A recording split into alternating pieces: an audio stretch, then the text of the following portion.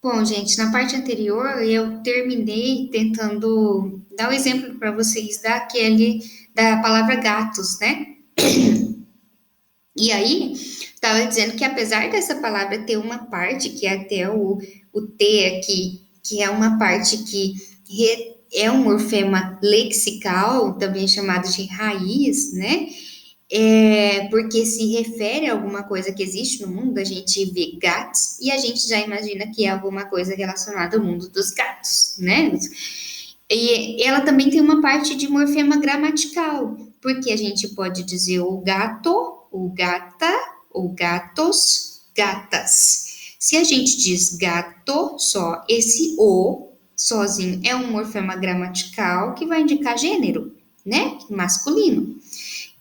Se a gente diz gata, esse A é um morfema gramatical que indica gênero feminino. Se a gente diz gatos, esse S sozinho é um morfema e ele sozinho não tem significado de nada, é um S. Só que nessa frase ele vai ter um significado gramatical, porque ele indica plural. Ele não tem um significado, ele não se refere a nada no mundo, mas ele indica que esse gat, que o gato tá no plural, é mais de um. Então tem um significado gramatical. Mesma coisa o O sozinho aqui não tem sentido, mas o radical, desculpa, com a raiz aqui, também chamado de radical, não tem problema, indica gênero masculino. Também fazem parte dos morfemas gramaticais as preposições, por exemplo, conjunções, que são palavrinhas que não têm um sentido pleno, não se refere a nada no mundo. De, para, né, por exemplo.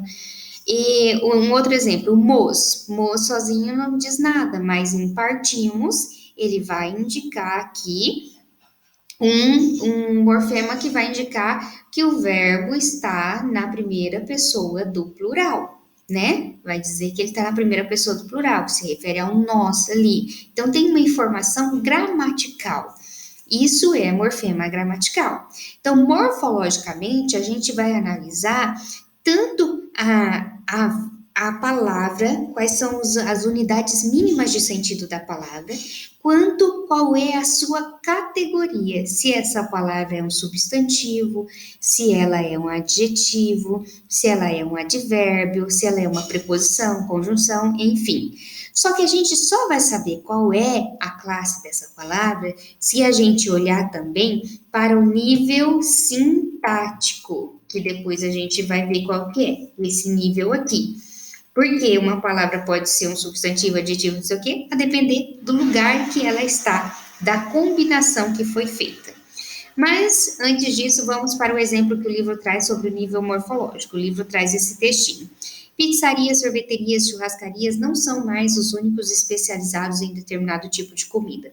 Cada vez mais surgem estabelecimentos temáticos na cidade, que já conta com temaqueria, kebaberia, brigadeiria, cupcakeria, cevicheria e até brusqueteria. Então, o livro traz esse textinho para falar para vocês o quanto o sufixo "ria" ele serve para formar um rol de novas palavras que estão todas no mundo de algo que seria um restaurante, algo que tem a ver com comida. Deixa eu ver como o livro coloca aqui. Algum lugar, casas especializadas em algum tipo de prato, né? Então, olha só, aí você fala, mas professora, iria sozinho também não significa nada. Da mesma forma que gat sozinho não significa nada. Uria, o sufixo, ele é um morfema lexical, porque ele vai fazer referência, ele não vai representar uma coisa só, mas ele representa um grupo de coisas no mundo. Quando a gente vê uria ali, churrascaria, eu posso falar, sei lá, tabacaria, a gente sabe que esse iria significa um lugar especializado em alguma coisa. Então, faz referência a alguma coisa no mundo, que são os comércios especializados em alguma coisa específica, né? Alguma coisa de comer, sei lá, de fumar, nesse caso da tabacaria, né? Então, ele é um sufixo, um morfema lexical, portanto, que junta com outras raízes de palavra para formar novas palavras. Bom, nível semântico. O livro traz esse exemplo.